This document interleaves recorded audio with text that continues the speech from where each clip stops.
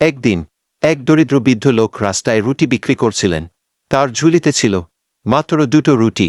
হঠাৎ এক ক্ষুধার্ত বিড়াল এসে তার ঝুলিতে মুখ ঢুকিয়ে দিল।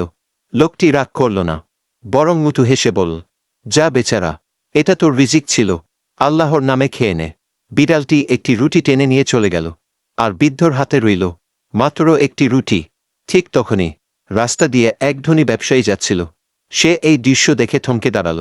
ব্যবসায়ী বলল, চাচা, তুমি এত গরিব হয়েও রুটি দান করলে, তোমার জন্য কিছু করতে চাই। সে বৃদ্ধকে দোকানে নিয়ে গেল, এক গোছা কাপড় কিনে দিল। বলল, এই কাপড়গুলো বিক্রি করো, তোমার জীবন বদলে যাবে। বৃদ্ধ আনন্দে কাঁদতে লাগল। সে বলল, আল্লাহ বিড়ালকে পাঠিয়েছিল আমার রিজিকের বাহক বানিয়ে। বন্ধুরা, কার রিজিক কার মাধ্যমে আসে তা আমরা জানি না।